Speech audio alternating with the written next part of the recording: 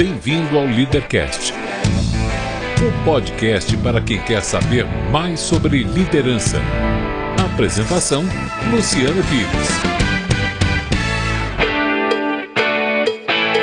Bom dia, boa tarde, boa noite, bem-vindo, bem-vinda a mais um Leadercast, o podcast que trata de liderança e empreendedorismo com gente que faz acontecer. Como sempre, eu vou lembrar que esse aqui não é um programa de entrevistas, ele não tem perguntas programadas, não tem nem roteiro definido.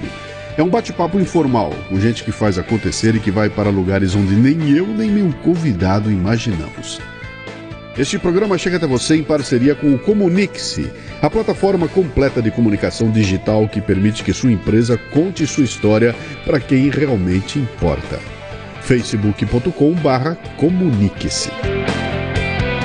O Leadercast é lançado por temporadas, às quais os assinantes da Confraria Café Brasil têm livre acesso. Os não assinantes receberão a primeira parte dos programas de forma gratuita semanalmente. Saiba mais acessando cafebrasil.top. Hoje o convidado é o Bruno Soalheiro, que criou a Academia do Psicólogo, um projeto que pretende disseminar o empreendedorismo para a classe dos psicólogos. Cara, é um baita desafio e o papo com ele foi fascinante, especialmente quando falamos sobre gestão de pessoas. Muito bem, mais um Leadercast. O pessoal sempre me pergunta aí, Luciano, como é que você acha os caras que vão aí? Olha, tem de todo jeito, cara. Tem cara... Eu já fui mais do que esnobado. Tem cara que eu mando um e-mail, o cara nem me responde. Fala, quem que é esse merda? Eu não vou nem falar com o cara. Tem gente que pergunta o que é, acha que não vale a pena. E tem alguns que quando a gente entra em contato, o cara responde entusiasmado. Pô, que legal, com esse teu trabalho, cara, eu vou sim. E aí acontecem uns programas muito legais, né? O convidado de hoje foi indicado por um confrade, o Josué, que mandou pra mim uma mensagem lá, Luciano, conheci um carinha fazendo um trabalho legal, assim, assado, pô, vou te botar em contato com ele. E eu me botou contato e de repente estamos nós aqui produzindo um daqueles programas que eu espero que seja daqueles especiais, né? 3 perguntas fundamentais, preste muita atenção que você não pode errar nenhuma dessas 3, que senão o programa desanda. Vamos lá. Seu nome, sua idade e o que é que você faz? Meu nome é Bruno Soalheiro, eu tenho hoje 38 anos e hoje eu ajudo a mudar a visão da psicologia no Brasil através do empreendedorismo.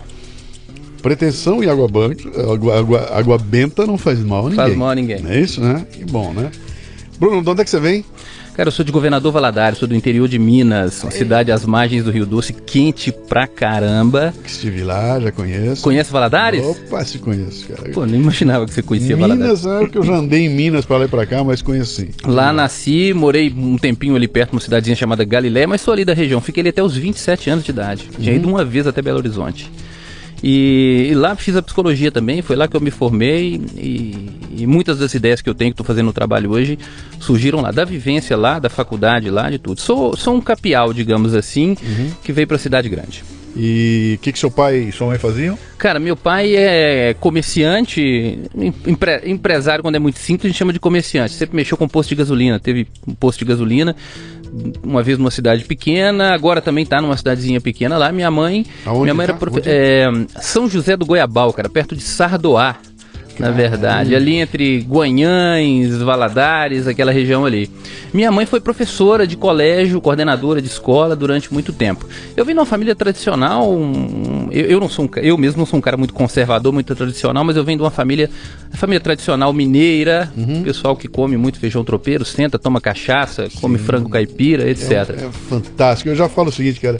Se pudesse me dar a chance de nascer em algum lugar do Brasil de novo, eu teria escolhido Minas, cara. Seria o interior de Minas, bicho, porque aqui não há o que pague lá. Legal, comida boa. Você fala da família mineira, cara, já vem na minha cabeça aquele final de semana, todo mundo junto, aquela mesa com aquela comida fantástica. Come, tira gosto, enche a barriga, e na hora que tá todo mundo cheio, fala assim, agora vamos almoçar. É isso aí, ó. O que você queria ser quando crescesse, cara? Cara, eu sempre quis ser psicólogo, porque eu sempre fui levado ao psicólogo desde pequeno. Cara, tudo que você imaginar. Eu tenho traços muito leves de uma... Eles chamam de síndrome de Tourette, ou Tourette, ou Gilles de la Tourette, que é o médico, que são tiques. E quando eu tô mais ansioso, eu tenho mais tiques. A minha é bem moderada. O Tourette, quando ele é forte, é aquele cara, não sei se você já viu, que pessoal que xinga no meio da rua. O pessoal tá conversando e de repente começa a xingar. Tiques vocais, exatamente. O cara começa a xingar, começa a falar palavrão no meio da rua. Isso eu nunca vi. Os meus são tiques motores, então eu dou uma tremidinha na cabeça, assim. Então, quando eu era pequeno, eu comecei a ter isso e me levaram em tudo que é médico na época. Fui no psiquiatra e comecei a fazer terapia. Comecei a fazer terapia por causa disso. E, poxa, eu olhava aqui, o cara... consultório chique, o cara com gola rolê até aqui em cima, assim, eu ficava lá, falava 50 minutos com o cara. Em Valadares, governador Valadares. Então fui muito tempo por causa desses tiques. O tique nunca parou, diminuíram. Nós achamos depois um médico falou, olha, quando crescer isso vai diminuir um pouco. E sempre vem, né, uma merda vem com várias às vezes. Então uma comorbidadezinha, um toquezinho, umas maniazinhas de simetria, de tudo. Então isso fez com que eu frequentasse o consultório de muitos psicólogos. E aí eu desenvolvi duas coisas, duas visões. Primeiro eu falei, poxa, isso é interessante. Eu acho que eu quero fazer isso quando eu crescer. E segundo, pô, o cara tá ganhando uma grana pra ficar sentado aqui me escutando, conversando comigo. É um trabalho relativamente confortável. Então eu fui por esses dois lados. Eu não tive nenhuma dúvida. Quando eu tinha 12 anos, se eu não me engano, eu já sabia o que eu iria fazer no vestibular. O que eu não fazia ideia de como é que eu ia viver com isso depois. Sim. Mas o idealismo de ser psicólogo eu tenho desde criança, por causa dessa história pessoal. Bom, que interessante, cara. A maioria absoluta de quem vem aqui tem uma influência de alguém, ou o destino bota alguma coisa no caminho da pessoa que ela acaba sendo, né? Cara, o destino Você botou essa louco. Botou o Tourette na minha vida. Desde moleque, né, cara? Que interessante. Não, desde moleque. Eu já sabia, quis, não me arrependo da escolha. Agora, eu tive que aprender a transformar isso depois em algo que me permitisse viver disso. Mas a escolha já estava feita, por causa dessas histórias pessoais. Com tudo que você conhece hoje, que você já sabe hoje, você olha pra trás e fala, pô, se eu tivesse sido tratado naquela época como se trata hoje, eu teria passado mais fácil por pra superar esse problema, ou não? Cara, eu acho que não. Na época eu tive o que havia de disponível lá no interior de Minas Gerais e de melhor. O problema existe ainda, né? Eu tenho tiques, em alguns momentos tenho mais, em alguns momentos tenho menos. Eu tenho mania de limpeza. Não chega a ser incapacitante, mas eu aspiro a casa uma vez por dia. Eu tenho dois gatos e um cachorro, gosto de bicho pra caramba. E aí você imagina, um cara que tem toque com limpeza tem bicho dentro de um apartamento. Sim. Né? Então eu vivo nessa dicotomia. Mas eu aprendi a viver com isso. E uma coisa, Luciano, que eu faço, e me ajuda muito no meu trabalho hoje, eu faço desde novo, é rir de mim mesmo. Eu tinha apelidos na escola, eu chamava de possuído, eu ficava virando a cabeça pro lado. A galera me chamava de possuído. Cara, você que está nos ouvindo aqui, cara, isso é bullying, entendeu? Bullying não é essa bobajada de hoje aqui. Bullying é isso, cara. Não, mas... É você ser chamado de possuído. Com que idade, cara? Com 5 anos de idade, Não, isso aí já era mais velho, adolescente. Pô. O que acontece? Olha, pra você ter ideia, eu fui atropelado aos 13 anos, tive uma fratura de fêmur. Eu cheguei a tomar um remédio muito forte na adolescência, que era para espinhas. Eu tive muita espinha. Então você imagina o seguinte, com 13 anos eu tive esse atropelamento, fiquei um tempo mancando. Eu com 14 anos eu era um cara com a cara arrebentada de espinha, mancando e dando cabeçada pra trás, cara. Era um próprio exorcista. Só que, mas era. Só que o que acontece? Eu fazia piada com isso, e eu desmontava a piada dos caras. Ótimo. Entendeu? Eu fazia piada. E uma vez, uma coisa curiosa, uma professora descobriu isso, numa das séries lá, chamou o pessoal da zoeira, porque adolescente zoa todo mundo e tal, tem um magrinho, tem um gordinho, tem 4 olhos e tudo. E o pessoal parou de fazer piada comigo, nessa turma. E como eu já estava acostumado com as piadas, eu acho que eu me senti mais discriminado em pararem de fazer a piada comigo do que quando faziam, pô. Porque quando faziam, pelo menos eu era um deles. Quando não faziam, o pessoal tá com dó de mim, poxa, aí acabou, essa turma passou, depois voltou as piadas. Mas eu lido com isso muito bem, inclusive uso isso como elemento hoje, na abertura de palestra, falo dos meus tiques, isso diverte as pessoas um pouco. Não há por que eu sofrer mais do que o necessário, digamos assim. Até porque, se tá instalada aí a condição, eu tenho que descobrir o que eu vou fazer com ela, cara. Se eu não vou conseguir eliminar, o que eu faço com ela? Tá instalada. De vez em quando eu dou umas cabeçadas em vidro de carro, assim, no ônibus, entendeu? Vindo pra cá ansioso, assim, dou uma cabeçadinha no vidro, mas não mata, não machuca, não. Que delícia, cara. Bicho, fala. E quantos habitantes tem o Governador Valadares hoje? Cara, quando eu saí de lá tinha 275 mil, deve estar com quase 300 mil habitantes, mas está complicado porque o Rio Doce praticamente morreu, né? Que é o Rio Doce que passa lá perto. Então, com o lance de... com o lance lá da barragem, né? De Mariana, né? Isso, da barragem lá de... E a cidade sofreu um bocado com isso, tá? Porque o rio passa dentro da cidade, Sim. o Rio Doce. Mas é uma cidade agradável, é muito quente, mas cidade bonitinha, agradável. Perspectiva profissional de um sujeito que se forma em psicologia numa cidade de 200 mil habitantes no interior de Minas Gerais, bicho. Cara, perspectiva profissional, você vai trabalhar vendendo roupa no shopping, talvez. O que acontece? A psicologia no Brasil, ela é muito ligada... A psicologia no Brasil é quase psicologia social pura. Então não tem nas faculdades aquela ideia de que é legítimo você viver daquilo ou ganhar dinheiro com aquilo. Então a pessoa já se forma com a cabeça muito assim. Uma cidade como Governador Valadares, que não é uma cidade pequenininha, é uma cidade de 300 mil habitantes, é um polo regional ali. Mas você não... O que acontece? Ou você entra para a aristocracia local, digamos assim, aparece ali no jornalzinho da cidade, tá na rodinha, porque toda cidade tem os bacanas ali, ou você fica à margem, né?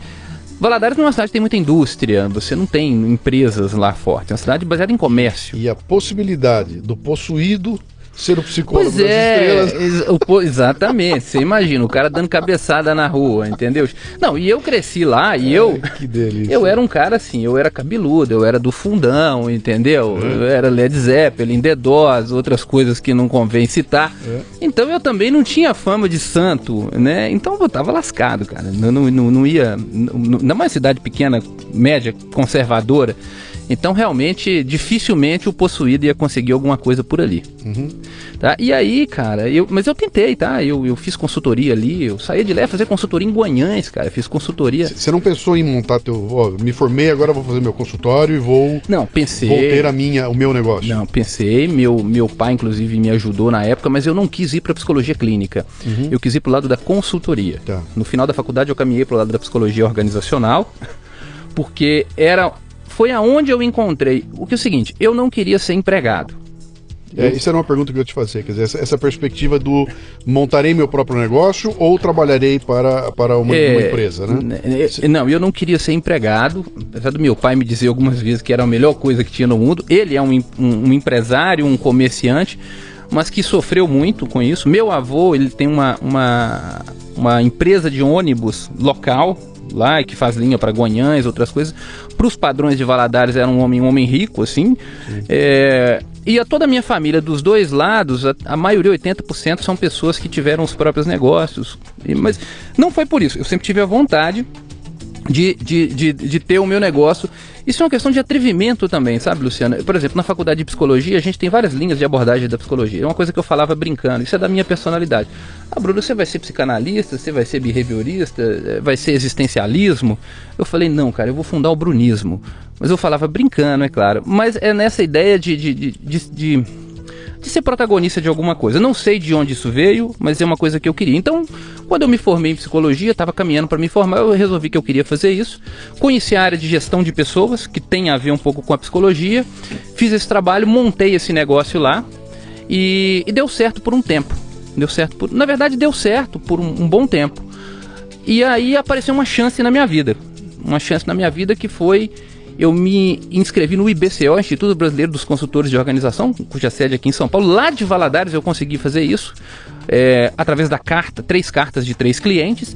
E no IBCO surgiu uma oportunidade para quem quisesse ser um trainer de uma empresa multinacional. Mandei o meu currículo, o cara me liga aqui de São Bernardo do Campo, o cara me liga para lá, você é o Bruno e tal, não sei o que, você fala inglês, mas minha mãe em 1986... Não sei o que deu na cabeça dela, me botou para fazer inglês, fiz inglês, com 15 anos eu já falava inglês, e o inglês me ajudou muito. E aí, cara, fui selecionado. E falei com meu pai, eu fui para Barcelona. Falei, fui selecionado para ir para Barcelona. Era um programa que eles chamam de TTT, Train the Trainer. O que acontece? Na época a empresa era a Microsoft, ela tinha que treinar as pessoas com treinamentos comportamentais ao redor do mundo. Ela contrata consultores, chama consultores do mundo todo, leva para Barcelona, que está ali no meio do planeta ali, faz uma preparação e esses caras voltam e entregam os treinamentos nas sedes e tudo. E eu fui um selecionado. Meu pai foi na Polícia Federal para ver se eu não estavam me mandando de mula, para levar droga para fora. Lá em São Paulo, vem catar você aqui em Governador Valadares para fazer um programa internacional. Agora, cara... Mas olha só, olha que loucura aqui, cara. Você que tá ouvindo a gente aí, você que mora no fim do interior do Brasil. O cara tá em Governador Valadares e vai parar na Microsoft, é isso? Eu fui parar... Em Barcelona, isso, por um programa da Microsoft. Isso. Porque tomou a iniciativa de se inscrever numa organização isso, aqui em São Paulo. E quem me deu as cartas para eu fazer isso é um comerciante, 2 donos de um supermercado lá de Guanhães, um outro cara de uma cidade de Governador Valadares, o outro cara de uma cidadezinha. Comerciantes me deram isso. Eu falei, pô, vou me inscrever, as oportunidades vão aparecer. E apareceu. Só que o que aconteceu, Luciano? Eu tinha um inglês bom, mas não era perfeito, e eu estava muito inseguro. Pô, saí de Valadares e fui para Barcelona. Batendo a cabeça no avião? Fui dando cabeçada daqui lá, 12 horas dando cabeçada dentro do avião. Entendeu? E eu não tô brincando, não, tem cabeçada mesmo. Aí, cara, cheguei lá, cara, fiquei deslumbrado com aquela coisa toda, né? E hotel chique. Na verdade, a Microsoft era a cliente. Ela contratou uma empresa de consultoria internacional, consultoria em treinamento. Essa consultoria tem os braços nos países e eu era um desses caras. E eu fui lá participar. Eu tenho até hoje lá em casa um materialzinho, seria assim, Microsoft Confidential, que são alguns treinamentos da Microsoft. Fiquei lá uma semana num deslumbre danado lá e fazendo treinamento. Voltei, fui chamado na sede, não fui aprovado. Não fui aprovado para entregar os treinamentos aqui. Tomei um baque na cabeça. Os caras mandam o sujeito para lá, faz um investimento desse tamanho. Acho que comeram um fígado na volta. Comeram um fígado de quem me selecionou aqui, porque fui eu e foi um outro cara. Quem me selecionou aqui foi um cara muito bacana de São Bernardo do Campo. Ele foi muito legal, né? Mas assim, eu continuei trabalhando para ele por um tempo e fiz outros treinamentos no Brasil, porque ele é de uma empresa de treinamento. Mas por esta empresa, para fazer o treinamento da Microsoft, que na época eu ia ganhar 80 pau por hora, como se fosse 200 pau por hora, 250 pau por hora hoje aí, eu não fui. Tomei esse baque na cabeça. Não foi por quê? Cara, não fui porque eu não apresentei segurança o suficiente em sala de aula. O que eles disseram é o seguinte: o pessoal da Microsoft é muito agressivo. É um pessoal bem smart. Eles vão te moer vivo. Você entendeu o programa, você intelectualmente captou, mas você não tem casca grossa o suficiente para entrar numa turma da Microsoft ainda. E no caso, eu não fui retirado, era como se fosse uma geladeira, talvez, eu fui colocado ali de lado, fui fazer outros treinamentos. Mas para mim foi um baque. Aí o que acontece? Poxa, estava em Valadares, isso eu tinha 26 anos. 26 para 27, eu estava formado há uns 3 anos em psicologia, tinha meus negocinhos lá. Falei, como é que eu volto para Valadares agora? Eu não vou voltar. Não que Valadares seja ruim, mas vi o mundo. Sim. Foi aí que, com a ajuda do meu pai e tudo, fui para Belo Horizonte. E aí fiquei em Belo Horizonte. E em Belo Horizonte comecei a fazer consultoria, dando aula de inglês para sobreviver no início. Parece que meu pai me ajudou lá, tinha um primo nosso, vendeu um apartamento, aquele negócio de família, mora aqui, depois você paga, etc. E lá em Belo Horizonte, deixando o currículo para lá, foi onde eu comecei uma outra fase da minha vida, que foi ser contratado por uma multinacional. Mas foi difícil levantar depois da porrada da Microsoft. Até mesmo porque o pai, todo mundo falou, pô, foi, mas não vingou. Sim, voltou derrotado. Exatamente. Né? Foi uma coisa que me ajudou muito com a famosa da resiliência. Eu não desisti. Então, como é que você trabalhou isso aí, cara? Você voltou pra lá, com o rabo no meio das pernas, pai não deu, mãe não deu. O que eu faço agora? O que acontece? Não deu a Microsoft, mas o cara da consultoria aqui falou, Bruno, vou te dar outros programas. Sei lá se o cara tava com pena de mim, eu vi em mim algum potencial, mas não tanto. Mas me deu outros programas. Então eu fui para João Pessoa fazer treinamento para um grupo de loja. Fui fazer treinamento, Luciano, treinar pessoal dessas lojas aí para vender garantia estendida. Sim. Por exemplo, entendeu? Por quê? Como é que você vende uma garantia estendida? E rodei. Fui ali para Uberlândia, fui... O que o psicólogo vai fazer para dar uma aula de vendas e garantia para as pessoas? Você já estava treinando o pessoal em vendas, é isso? Cara, eu estava treinando o pessoal em vendas. Nesse caso, eu era um multiplicador. Eu recebia o treinamento da consultoria, não era eu que criava o treinamento. E eu ia lá e ministrava esse treinamento. E foi assim um aprendizado muito grande, porque eu era um capial. De repente eu fui Barcelona, tomei uma pancada na cabeça, mas daí a pouco eu estava descendo lá em João Pessoa para ir numa loja de rede, fazer um treinamento para 200, 300 vendedores de uma vez. Tive que me virar nos 30. Então não foi uma derrota total, porque viram que eu voltei e fiquei viajando pelo Brasil por um tempo. Mas depois a demanda acabou. A demanda acabou. Isso aí eu estava aí de 2007, já era mais ou menos 2007, no meio de 2007 e tudo.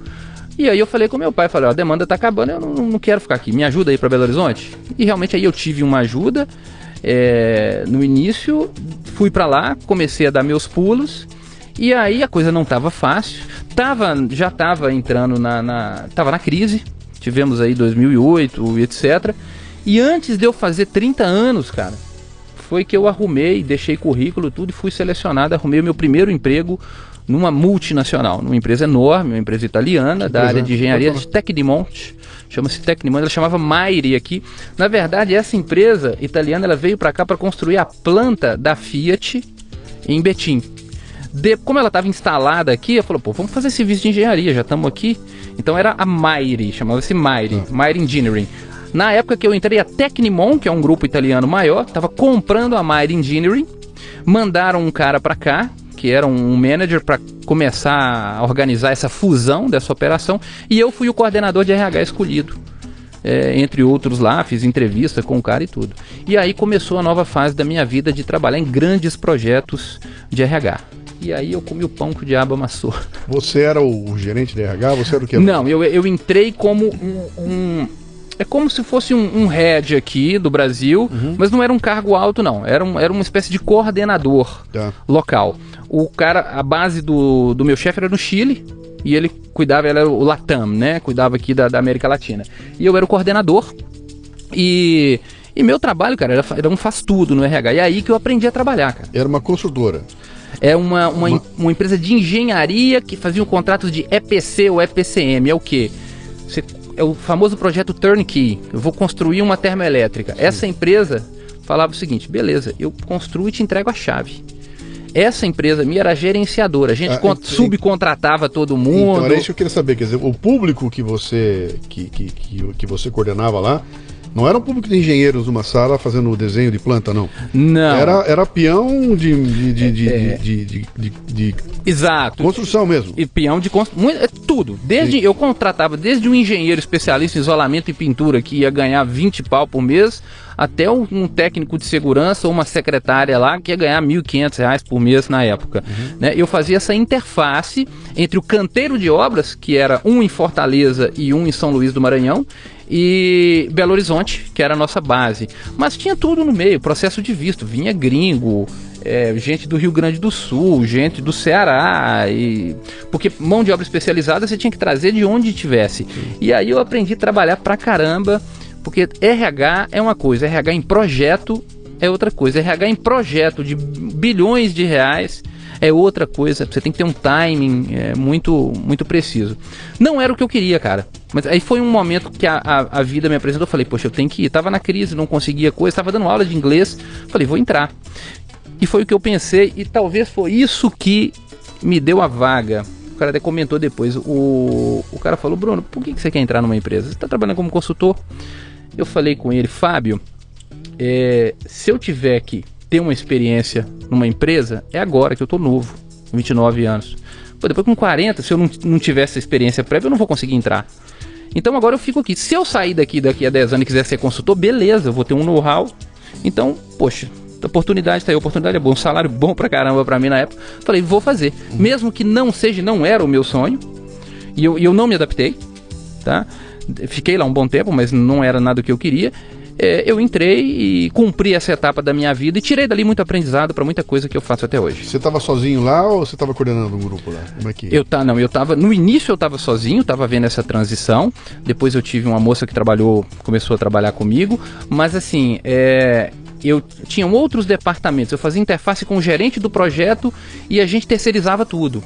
Por exemplo, a gente não fazia o recrutamento internamente. Eu tinha uma empresa de São Paulo que fazia o recrutamento. Sim. Mas eu era a ponte entre o gerente de projeto e essa empresa de recrutamento. Eu que tinha que garantir ali que a job description ali tivesse bem feita, fase final de entrevista eu que fazia, negociação, ou terceirizava. Eu era um coordenadorzinho, digamos assim. E sabe, Luciano, fui aceitável na função. Não fui maravilhoso também não, porque não era uma coisa que eu tinha um prazer enorme em fazer. Eu sempre ficava, meu Deus, quando é que eu vou sair daqui para fazer o meu negócio? Embora eu estivesse vivendo bem, fiquei 5 anos nessa vida. Tá? De 5 a 6 anos. Com 30 anos de idade? Foi dos 30 aos 35 que eu... 29 antes, graças a Deus, que se eu tivesse feito 30 do jeito que eu tava lá, eu ia falar, poxa, cara, que derrota, fui para Barcelona, voltei, com 30 anos, não tinha conseguido, né, me erguer ainda. E com 29, em novembro, no final de novembro, eu faço aniversário em janeiro, 27 de janeiro, final de novembro, eu tive o sim do senhor Fábio na época e comecei a trabalhar. E fiquei de 30 a 35. Por que você comeu pão que o diabo amassou lá? Cara, porque... Cara, se você é um cara que lê livros de gestão de pessoas, você vai ver que no dia a dia não funciona muito daquela forma, tá? O que acontece? Um projeto complexo, uma empresa nova no Brasil. Pra você ter ideia, trouxeram um cara de procurement que é da Itália. O procurement, para quem não sabe, é a área que lida com todas as contratações e compras e etc, de insumos, os suprimentos, a gente traduziria como suprimentos. Esse cara tinha que comprar, por exemplo, uma turbina, uma peça para caldeira que vinha da Alemanha, outra que vinha não sei o que, outra que vinha não sei o que.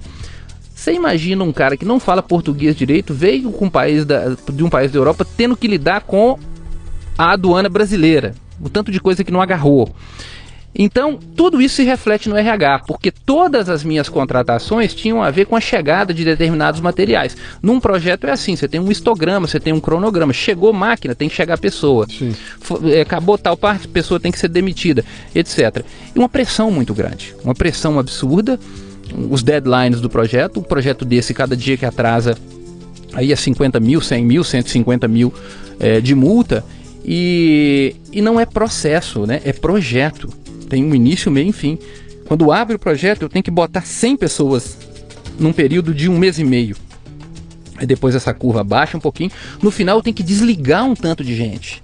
Então eu comi o pão que o diabo amassou no sentido de... Eu aprendi a trabalhar com pressão, aprendi a trabalhar com gente em cima de mim. Os italianos são muito acolhedores, mas se você vê 2 italianos batendo um papo, de repente, dentro de uma sala, você acha que eles estão se matando, se xingando, aí você para e fala, estão conversando, cara. Então, no início foi um pouquinho complicado para mim acostumar com essa porra desse sangue quente. E eu era um capial, cara. Assim, eu me formei em psicologia, eu não me formei em RH. Eu entrei lá e eu tive que aprender tudo na marra, Luciano. Como é que funciona isso, regra daquilo, protocolo daquilo. Eu não tinha vivência de empresa. Eu não tinha vivência de cidade grande. De repente eu estava em Belo Horizonte, ali no bairro de Lourdes, trabalhando numa sala do prédio mais novo da cidade. A gente tinha um prédio, Top Hill Tower, que chamava o prédio, com uma janela enorme do meu lado, assim, que eu via a Avenida Vias Fortes toda. Então me jogaram lá em cima de novo. E foi mais uma vez que eu subi, eu ainda falei, agora eu não posso cair de novo, que eu não vou aguentar outra porrada dessa, não. E sofri, mas foi bom. Teve momentos bons também, ia pra Fortaleza, ficava em hotel bacana, tomava caipirinha, me divertia, ia pra São Luís do Maranhão, até que um dia acabou. Na verdade eu fui transferido, no final eu fui transferido para Fortaleza, morei lá para fazer um encerramento do projeto. Nessa época uma outra empresa muito grande também me chamou, eu voltei para Belo Horizonte, fiquei lá em Belo Horizonte 1 ano na mina do projeto Serra Azul, a mina de Itabirito, até que aconteceu o problema, porque quem era o cliente final dessas 2 empresas que eu trabalhei? O Grupo X.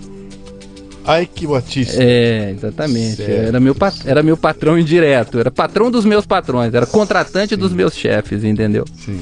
E aí, um belo dia, já voltei para Belo Horizonte, eu estava em Fortaleza, voltei para Belo Horizonte, um belo dia, em abril, se eu não me engano, de 2013, o cara chama todo mundo, ela me chama e fala, Bruno, eu era coordenador também, vamos ter que desligar 300 pessoas, o projeto vai parar. Caceta. Era na época do negócio da OLX lá, OLX não. Não, OLX qualquer coisa X. Era a época da X lá do óleo, né? Que o Ike ia furar e tudo, e não furou, não saiu, seja lá o que foi. E aí começou uma quebradeira, começou uma contenção de custos. E nessa época eu estava na MMX, a cliente era MMX. Palestrei para eles. Palestrou para eles? Palestro pra pois eles. Lá em Fortaleza era MPX, dessa de energia, né? Que é o Power. E a MMX era essa última que eu tava. E foi coincidência. Assim, as duas empresas serem prestadoras. Coincidência não, que o cara tava contratando todo mundo no Brasil, fazendo tudo, né? E aí, cara, parou. Eu tive que mandar, Luciano, 400 pessoas embora fazer, junto com a equipe. Eu tinha uma equipe ali de 4 meninas ótimas que trabalhavam comigo. 400 pessoas.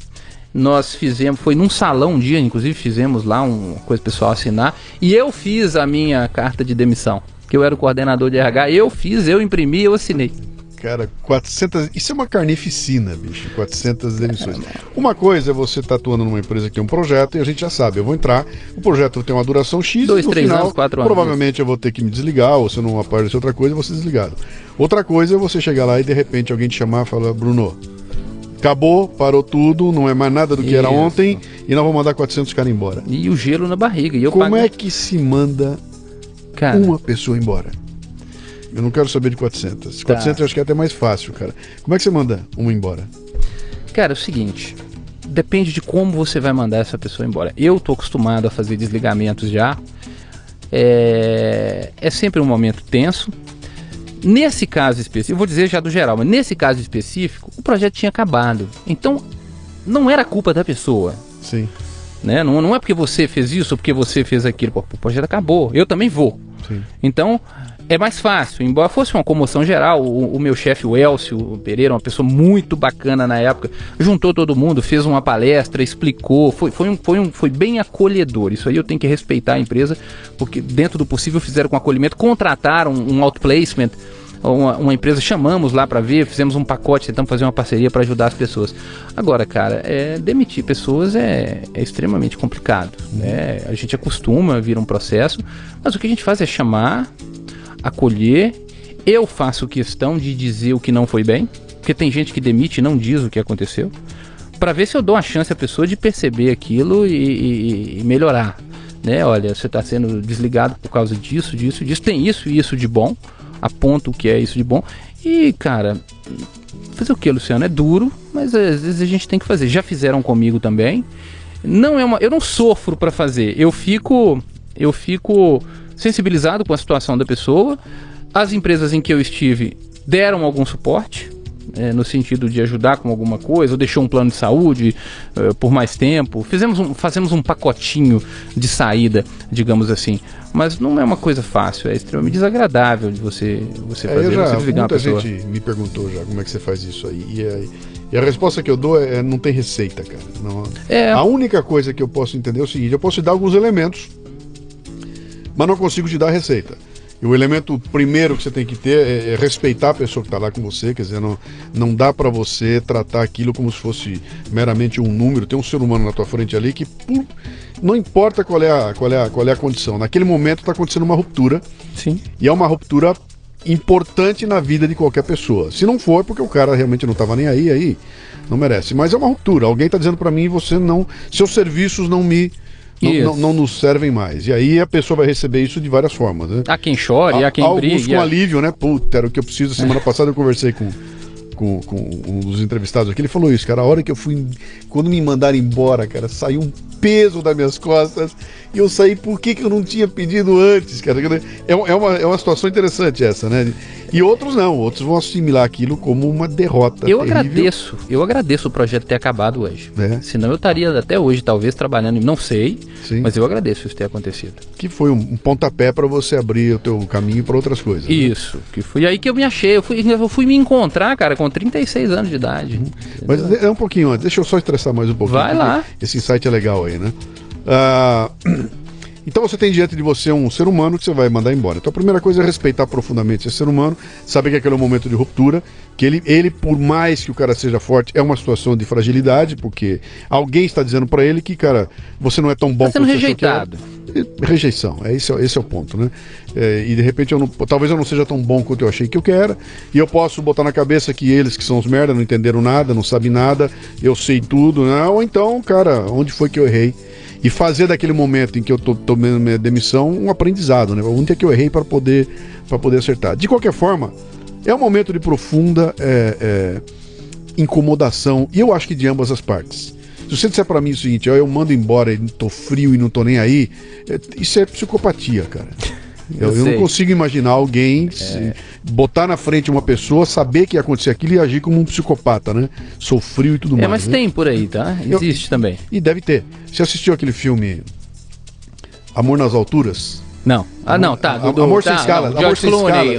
George Clooney. Saía demitindo todo mundo pelo mundo afora. Tinha um cartão black da... Isso aí. E o cara chegava lá... É baseado numa história real, E é isso aí. A função do cara era essa. Ele ia lá pra demitir todo mundo, né? Isso. E tudo bem, até entendo a função dele, porque ali havia um desprendimento emocional. Eu não sei quem é a pessoa, nunca vi na minha vida. Não sou o cara de RH na empresa que tô aqui com você no dia a dia, É mais fácil, né? do que alguém com quem você trabalhou. Exatamente, né? Então, estressa um pouquinho mais isso aí. A pessoa tá na tua frente, você dá notícia, ela chora. Tá, o que eu faço? Não, primeiro, quando a pessoa vem, pela gravidade do olhar, do jeito, a pessoa já intui alguma coisa. Né? São poucos que são desligados sem fazer ideia que são desligados, porque a gente dá um aviso, a gente conversa e tudo. Então, eu chamo a pessoa, tem pessoa que já sabe, e a primeira coisa que eu faço é... eu dou a notícia e eu pergunto, você faz ideia de por que está acontecendo? E aí vai da serenidade da pessoa dizer que faz ideia ou não faz ideia e tudo. Então tem pessoas que aproveitam isso para desabafar e pedir orientação e agradecer, tem pessoas que revoltam, tem pessoas que choram. Teve uma menina que quase entrou em desespero porque tinha largado um outro emprego, e nesse caso nem foi por culpa dela, foi por causa de um projeto. E o que eu faço? Eu fico com a pessoa o tempo que for preciso para ela se acalmar.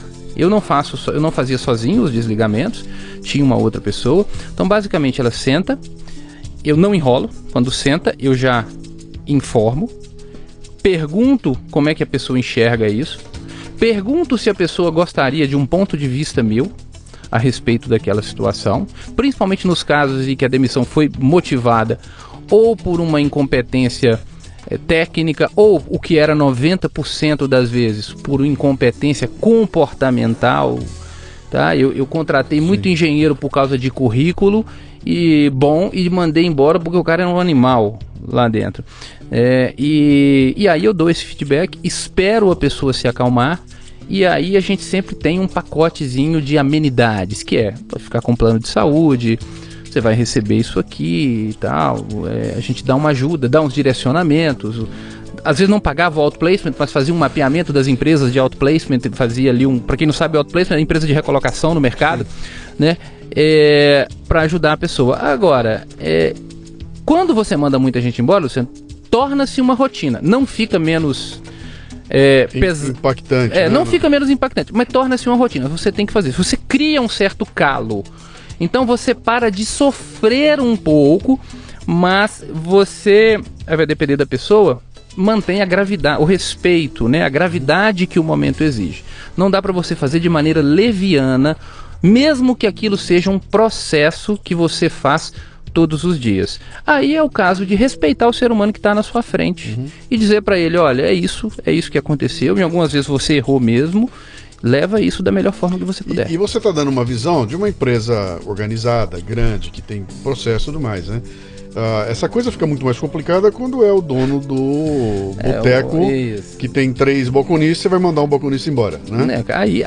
Eu já vi acontecer, geralmente não tem, tá?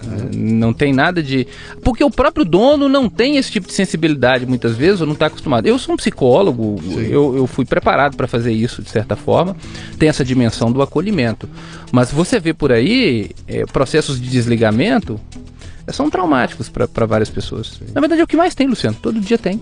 E com uma violência enorme. E deixa eu aproveitar, você está me dando aqui um insight legal, que é um negócio que eu sempre quis falar no Leadercast e não tinha encontrado a chance ainda, né? Que aí tem um pouco da minha vivência também. O momento assim como o momento de admissão, o momento de demissão também é um momento raro, não é uma coisa que acontece todo dia, toda hora, a menos que você esteja... Eu estou na frente da área de RH de uma empresa de milhares de pessoas, meu trabalho... Não, isso é normal, não é. Eu sou líder de uma área, não sou o cara de RH, mas tem ali uma equipe trabalhando comigo. É um fato raro contratar alguém e é um fato raro mandar alguém embora. Eu diria até que é mais raro mandar embora do que contratar, né, no dia a dia, né? Pelo menos pela minha experiência na empresa que eu tenho lá. Esse momento de mandar alguém embora, cara, é um momento de uma...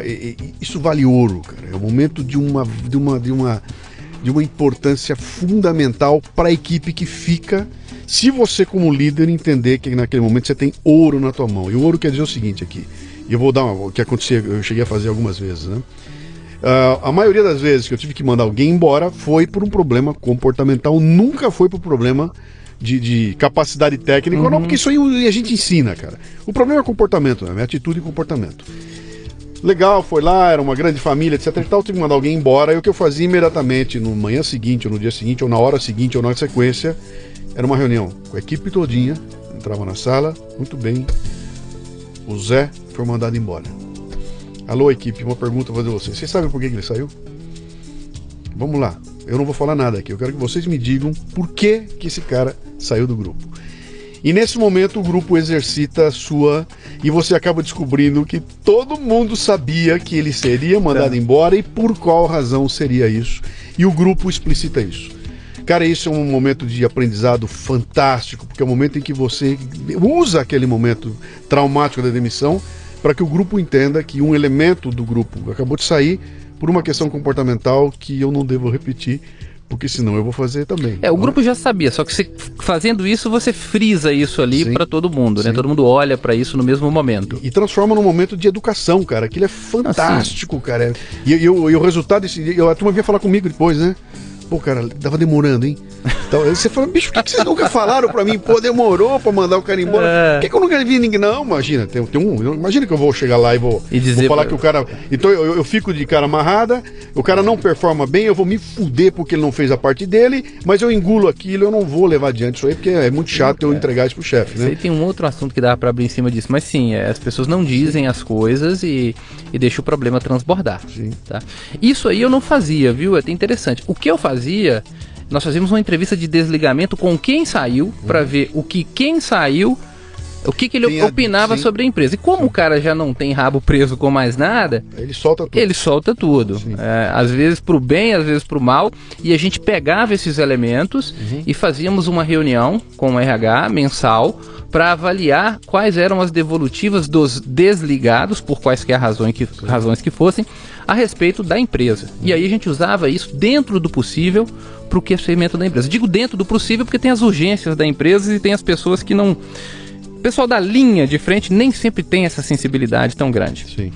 O que eu vejo muito em empresa? O cara é bom técnico, você põe o cara para liderar a equipe, mas o cara é um péssimo, péssimo líder. Ele é um bom técnico. Aí você perde o bom técnico e tem um péssimo líder. E não ganha um líder. Aí você tem um chefe que é técnico bom, mas o cara não tem impulso de líder. Daí a pouco você tem um menino novinho ali dando bronca nele, cara, lá dentro do salão, entendeu? Porque o menininho é novo, mas tem veia, tem sangue na veia para liderar.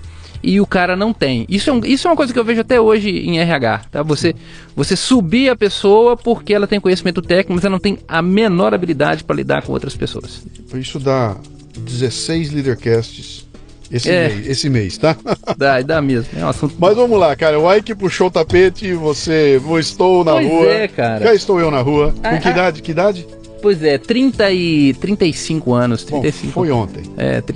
35 anos foi. 34 para 35 anos. Foi ontem, eu tô com 38 família, e meio agora. Você já tinha família, tudo? Não, eu fui casado uma época, mas não cheguei a ter filho, eu não tenho filho. Sim. Nessa época eu tava solteiro, tava divorciado. Graças a Deus não tava com uma carga muito grande, mas tava morando lá bem em Belo Horizonte, pagando na época lá R$1.700 de aluguel, num flatzinho bacana e tudo, piscininha, aquela coisa toda.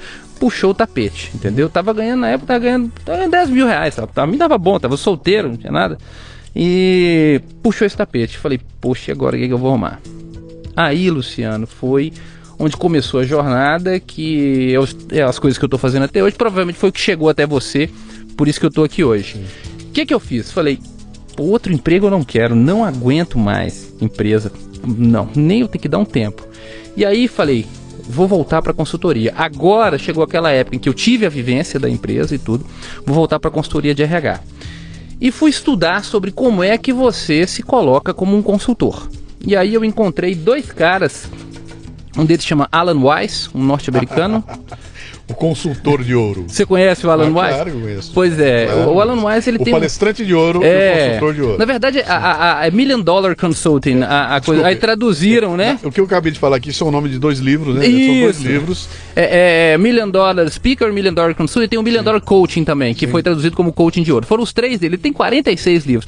Mas ele é um cara de um estilo muito atrevido, não sei se você conhece, já viu a figura dele falando? Sim, já vi, sim. E comecei a devorar o Alan Weiss. Eu achei no Google, por acaso, alguma coisa dele. Falei, pô, o cara é ácido, o cara é sarcástico, eu gosto, o cara me dá tapa na cara.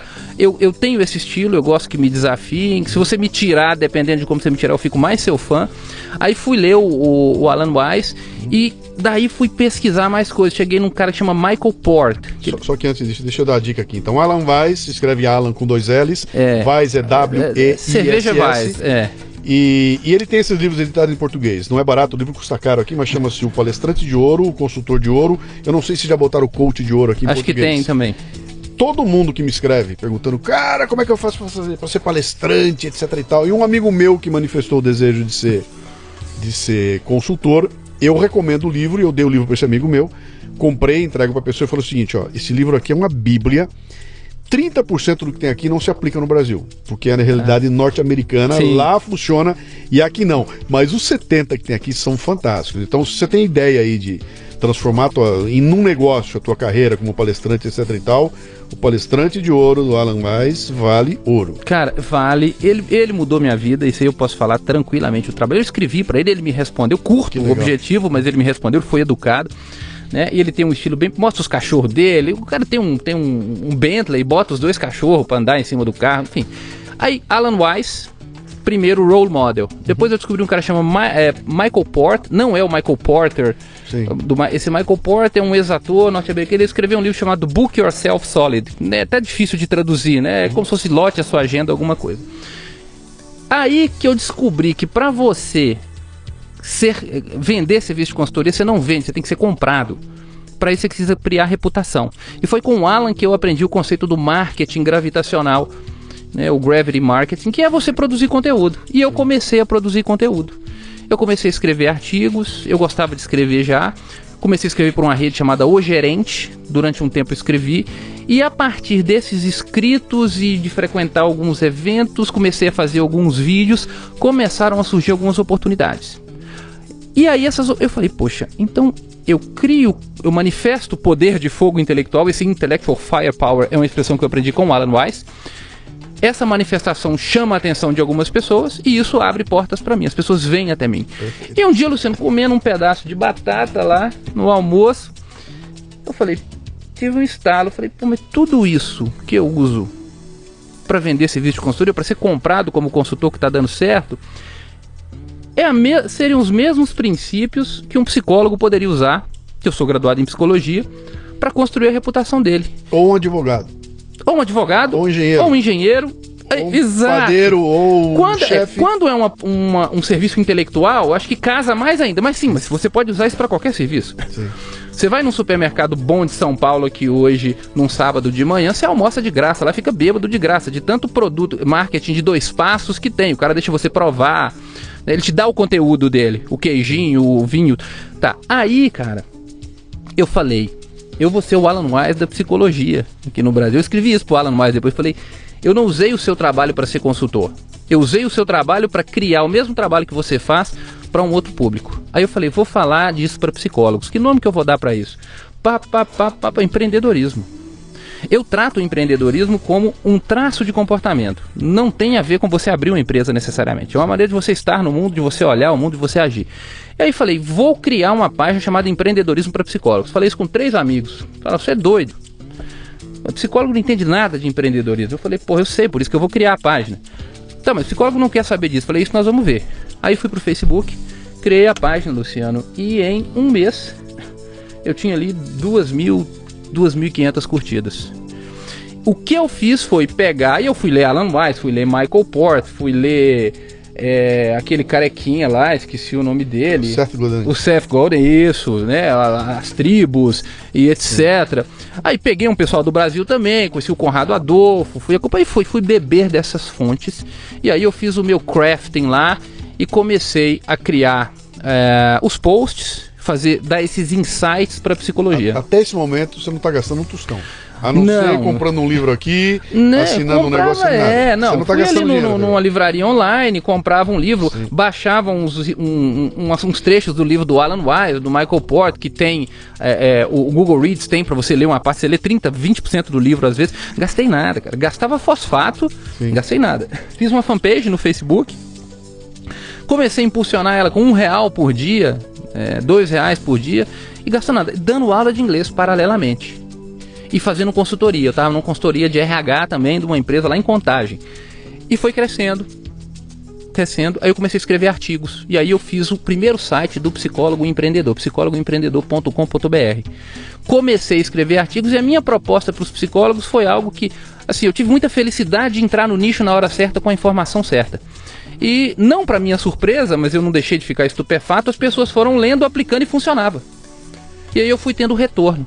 E aí eu criei esse site se transformou numa palestra, eu comecei a fazer essa palestra em alguns lugares, escrevi alguns artigos, eu escrevi um artigo, isso é uma coisa que eu falo, a força de você manifestar conhecimento para você ser reconhecido. Eu escrevi um artigo que chama 3 coisas que você não deveria fazer logo após se formar em psicologia, para quem quer empreender. Esse artigo levou 10 mil visitas para o meu site em 24 horas. Um artigo me rendeu convite para palestras, venda de curso, etc. Então, comecei com a página se transformou no site, com alguns artigos. A página e o site e os artigos depois se transformaram num curso online. Um editor leu um dos meus artigos, me chamou, isso se transformou num livro, que chama Psicólogo Empreendedor, está esgotando agora a primeira edição, da editora Sanar.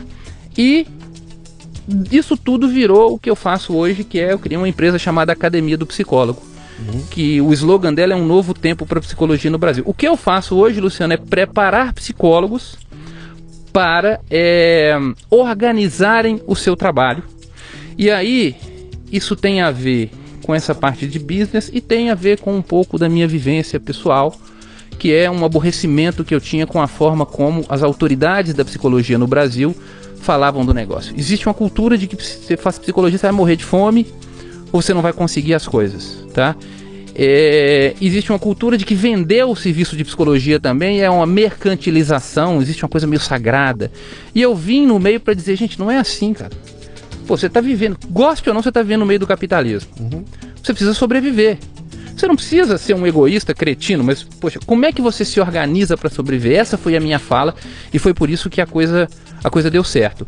Então, desde então, eu tenho feito esse trabalho de acolher esse psicólogo que sai da faculdade ou que está ali no mercado, porque a psicologia ela não tem um problema de conteúdo, ela tem um problema de embalagem muito forte. Sim. As pessoas hoje já começaram a entender que cuidar da saúde psíquica, da saúde emocional é interessante. Só que geralmente as pessoas não buscam um psicólogo para fazer isso. Por exemplo, eu tenho formação em coaching também. Você vê que o coaching está aí bombando para todo lado. O coaching hoje, ele ocupa um lugar que a psicologia também poderia ocupar no imaginário popular. Hoje todo mundo, quase todo mundo pelo menos, toma banho porque sabe que é uma questão básica de higiene. As pessoas se exercitam hoje. Se fosse antigamente, só atleta fazia exercício. Esse negócio de todo mundo malhar, cuidar do corpo, cuidar da alimentação, é uma coisa relativamente nova, mas já pegou também um bocado. E agora as pessoas estão começando a cuidar mais da saúde emocional. Só que a psicologia não estava pronta, ou não tinha uma cara para apresentar para essas pessoas. Não tinha uma cara, né? Porque não tem ainda. Se você botar diante de mim, psicologia tem a ver com doença, cara. Coaching tem a ver com crescimento profissional. Você chegou num ponto, eu quero te falar uma coisa sobre isso. Falando em termos de percepção, né? Quer dizer, isso. O que é a psicologia? É para tratar de alguém que tem um problema. Você tá quebrado, você tá mal, você tá doente, tudo. Eu vou me curar com um psicólogo. Coaching não. O coaching é para eu vou crescer. Exatamente. Pois é. Aí deixa eu te contar um caso simples sobre isso. Se você entrar no site da Universidade da Pensilvânia e ler um artigo de um cientista chamado Martin Seligman, ele vai dizer num dos primeiros artigos dele o seguinte: até os anos 40, 50, a psicologia como ciência tinha 3 grandes objetivos, Luciano. Olha só, identificar e desenvolver talentos, tornar a vida das pessoas em geral comuns mais significativa e identificar e tratar doenças mentais ou situações de patologia. Essa era a missão da psicologia até meados na década de 50, década de 40. Segundo Seligman, por causa do pós-guerra, nós tivemos um surto de estados emocionais, de doenças emocionais no mundo todo. Mulher que perdeu o marido, perdeu o filho, o cara que foi pra guerra voltou.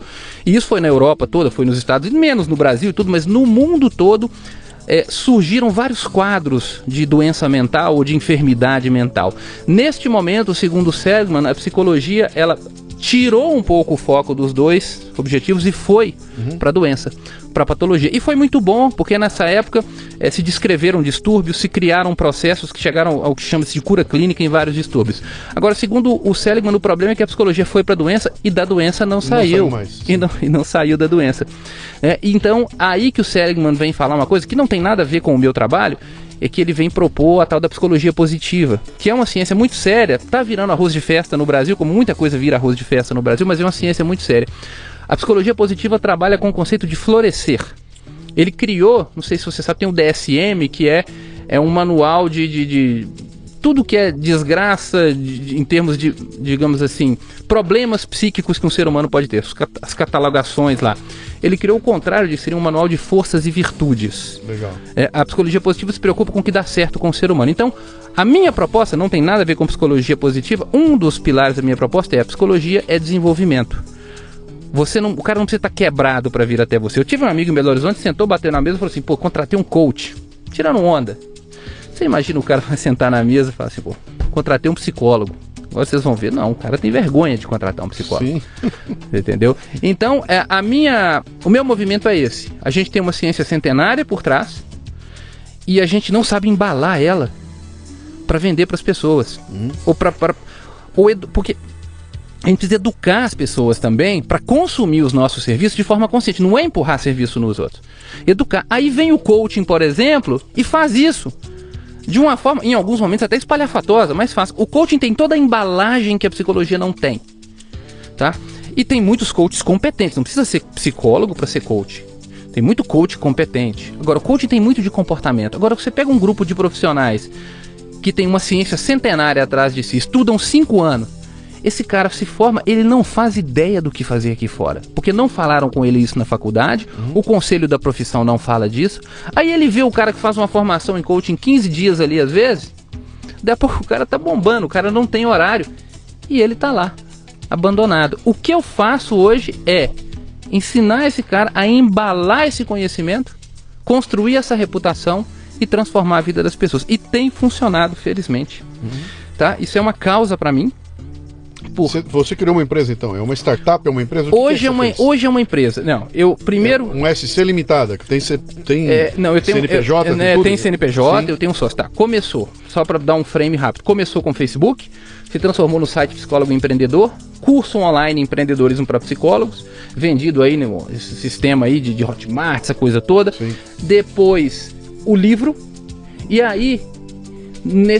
uma coisa muito interessante, se você não sabe fazer alguma coisa, terceiriza. Eu chamei o meu sócio, que é um cara da área de engenharia, ele começou olhando e falou, Bruno, esse negócio tá bom, eu quero entrar nisso aí. E aí nós resolvemos, poxa, não posso ficar só com esse curso, não posso ficar só com isso. Vamos montar uma coisa maior? Aí nasceu o conceito da Academia do Psicólogo, que hoje é uma empresa. A Academia do Psicólogo é uma empresa de educação e treinamento para psicólogos, que querem aprender a usar o seu conhecimento, de psicologia, pegar esse conhecimento e embalar esse conhecimento de forma que a sociedade se interesse por ele. Se eu não for psicólogo, eu também tenho acesso. Você tem acesso. O nosso público-alvo é psicólogos. Eu tenho uma fonoaudióloga fazendo o meu curso. Eu, por exemplo, eu sou um palestrante que cuido de liderança, etc. Eu posso entrar lá e... Eu conheci um cara de marketing e falou o seguinte, Bruno, esse negócio é um frango básico. Lá em casa eu tenho um frango básico que eu congelo ele. Um dia eu faço ele com pimenta, um dia eu faço ele com cenoura, um dia eu faço ele com molho shoyu. Você pode embalar isso para o que você quiser. Eu não fui ainda, Luciano, mas poderia. Isso serve para advogado. Isso serve, cara, serve para qualquer profissão. Eu te provoquei isso aí porque o pessoal me pergunta, né? Fala bastante. Como eu lido em muitas frentes, me pergunta, eu sou um profissional de comunicação, ok? Esse é o primeiro ponto. Então, como profissional de comunicação, eu tenho uma coisa que pouquíssima gente tem, que eu posso falar de qualquer assunto do ponto de vista da comunicação. Você quer que eu fale de física quântica? Eu falo para você. Eu não vou me atrever a te dar aula de física quântica, eu não vou me atrever a falar sobre conceitos, porque eu não entendo picas de física quântica. Mas eu posso, como um cara de comunicação, olhar e falar, pô, eu vou falar como é que eu vejo a física quântica na minha vida. Entendeu? Eu consigo falar alguma coisa, mas vou pesquisar um pouquinho, mas não vou me meter a dar aula, porque eu não sei nada a respeito, né? E um dos lugares que eu mais busco informação, quando eu preciso escrever sobre política, sociologia, vendas, de administração, é na psicologia. As minhas fontes são psicologia, entendeu? Eu vou lá, vou mexer, deixa eu cutucar, ver se esses caras que lidam com psicologia... Comportamento é com a gente, muitas vezes, cara. Pô, vou escrever agora sobre o julgamento do Temer no TSE. Eu vou bater num lugar de psicologia, vou procurar no site. Deixa eu ver como é que esses caras falam sobre essa coisa da política, psicologia da política. E de lá vem sites maravilhosos, né, cara? Que isso aí é quase como o arroz, feijão, e que pra te alimentar, pra você poder criar uma coisa lá na frente. Então não importa, você que tá ouvindo a gente aí, o que é que você faz na vida, cara. Ter uma base na questão da psicologia é um negócio absolutamente... Vai te dar, assim, uma vantagem competitiva fantástica. Isso. Porque você vai entender as raízes de certas coisas que acontecem no dia a dia e que por não chegar perto da psicologia, você não sabe de onde vem, né? E ali você tem uma explicação e aprende a trabalhar com isso. O Alan Weiss, por acaso, ele tem um doutorado em psicologia. Eu falei, não é para ser psicólogo, é para criar perspectiva. Isso aí. Para criar perspectiva. E, cara, o que eu faço hoje, o que eu oriento as pessoas a fazer, e que eu acho que é o que você faz também, de certa forma, é educar. O que eu digo hoje? Se você é um psicólogo, qualquer profissional, vai trabalhar como profissional liberal, quer construir alguma reputação.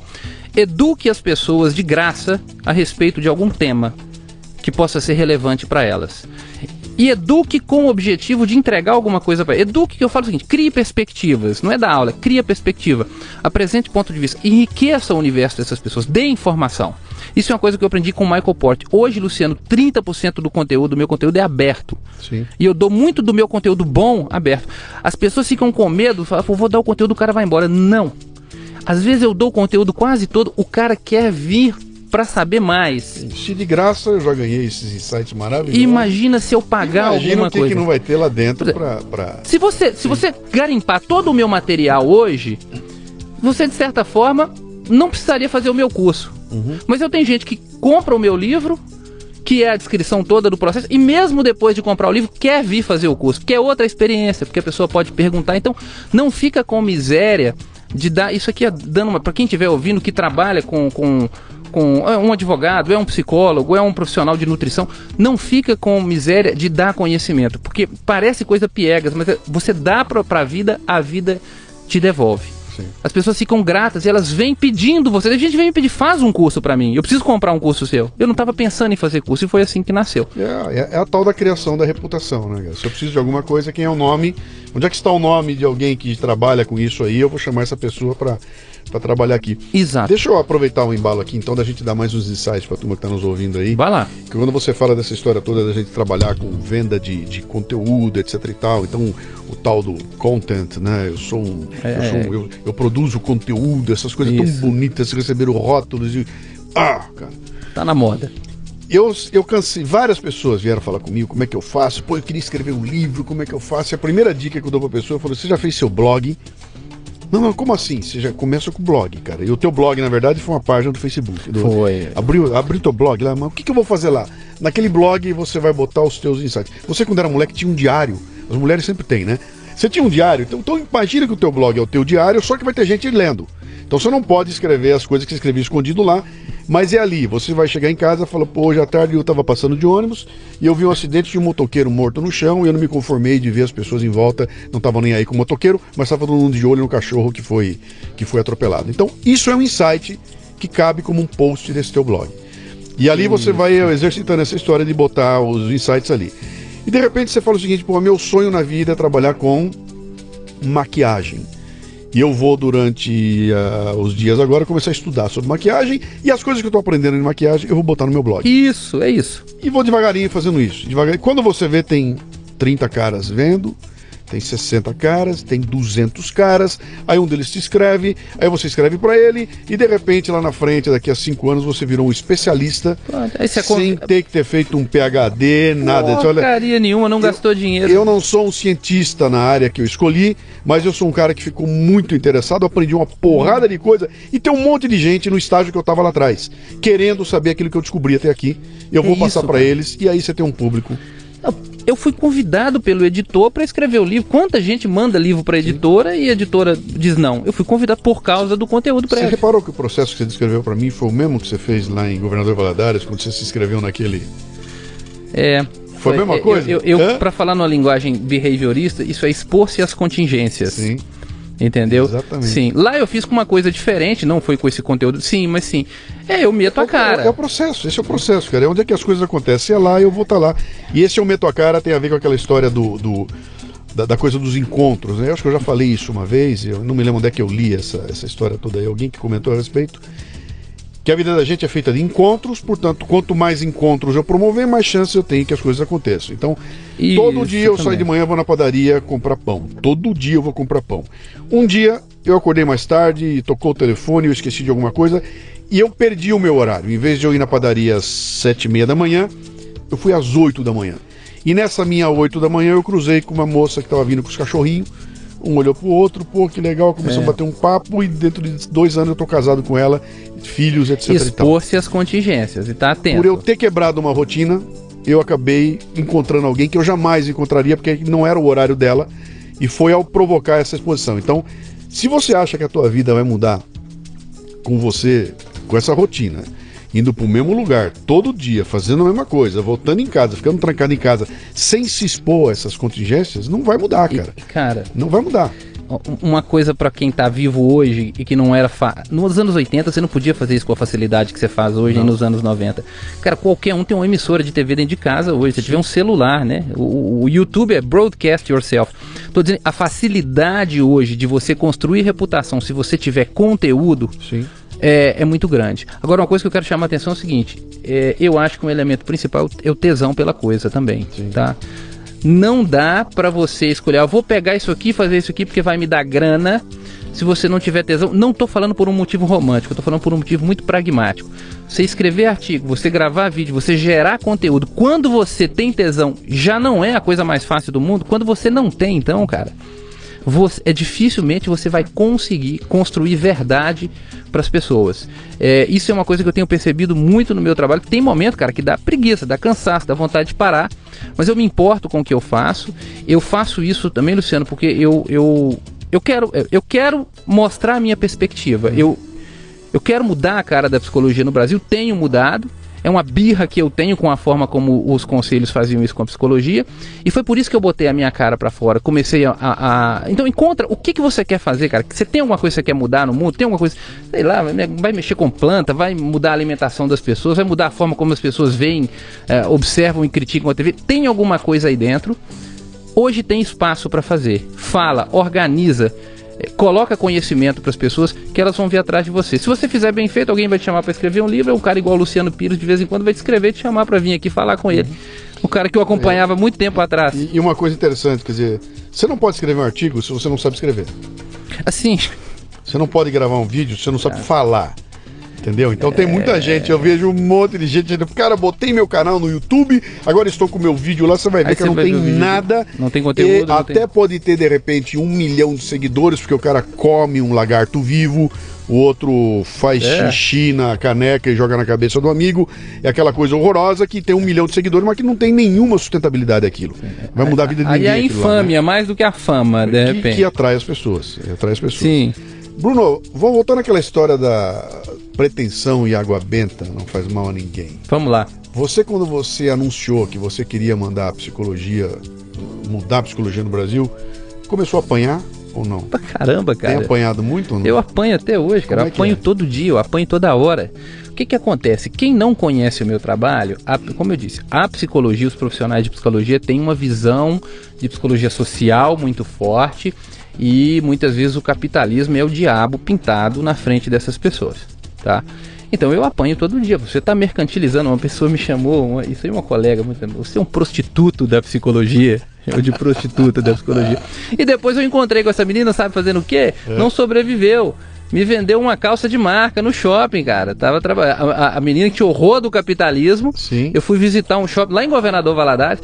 Lá tem um GV Shopping que foi inaugurado em 97. Eu não falo com você de que diante de Deus você pode procurar depois. O slogan era: venha tomar um ar-condicionado.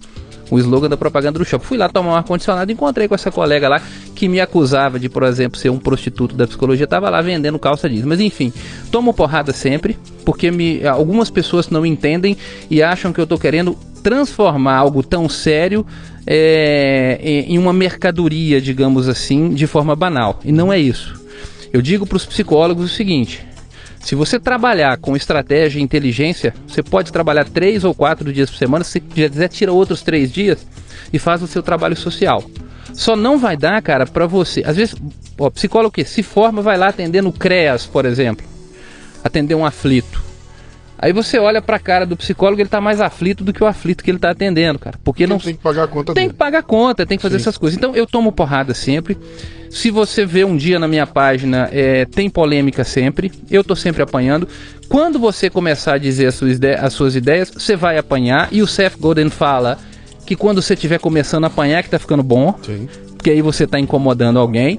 Então, assim, é se expor às contingências e receber isso. Então eu tomo porrada sempre, tá? Fui chamado já no Conselho de Psicologia. Inclusive, não estou no momento filiado, porque me chamaram para querer orientar o meu discurso. Uhum. E eu sou, às vezes eu sou um pouco afetadinho.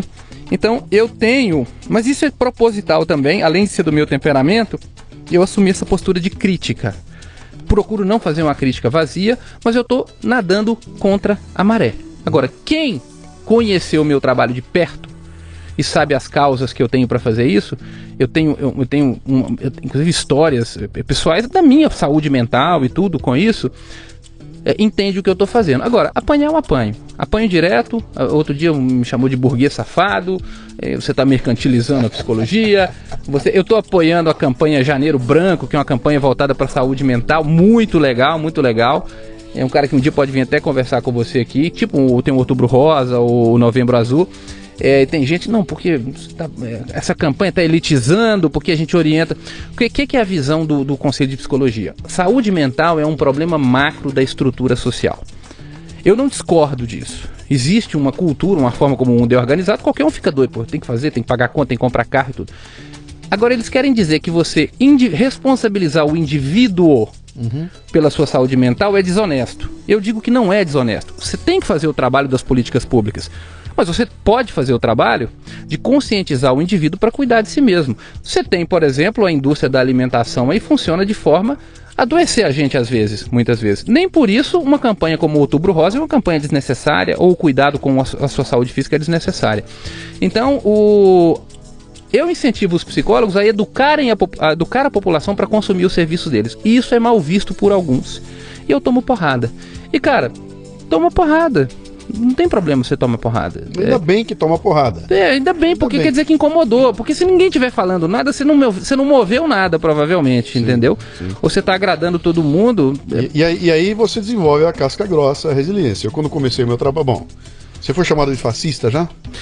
Ainda não, mas não está demorando. Foi burguês safado e tudo. Eu já fui, de tudo que você puder imaginar, de todo tipo de xingamento, né? Pois é. E quando você começa a se expor, isso acontece naturalmente. Vai acontecer. Você vai chegar lá e vai dizer bom dia, e vai entrar o primeiro comentário dizendo bom dia o cacete. Quem disse que o dia tá bom? Quem é você para dizer que o dia tá bom se aqui você não tá aqui onde eu tô? Então, é porrada de todo lado, e a mídia e as redes sociais ampliaram e amplificaram isso de uma forma que, se você prestar atenção, você fica louco. No começo, o meu sangue subia e eu entrava nos conflitos, eu respondia. Eu tô assim, viu, Luciano? Escrevia, não sei o quê. Eu bato boca, cara. Até um dia que eu recebi um sujeito, era um doido, cara, mas o cara me reduziu a sulfato de pó de bosta, o cara me reduziu. Mas assim, desonesto, eu fiquei puto da vida, sentei e escrevi uma resposta para reduzir o cara a nada, que era mais uma resposta maravilhosa. Quando eu tava terminando a resposta, eu olhei e falei, cara, eu tô há 40 minutos gastando a minha vida aqui respondendo esse filho de uma puta, cara. Eu podia pegar esses 40 minutos e estar escrevendo um texto legal para as pessoas que curtem aquilo que eu faço e não tá gastando tempo com esse idiota. Pô, eu deletei aquela mensagem que demorou tempo. Não digo que deletei, mas cara, eu guardei aquilo para o futuro, não respondi o cara e falei, daquele dia em diante eu parei e falei, bicho, para, eu boto lá um post, entra um comentário de um cara que não entendeu nada do que eu escrevi.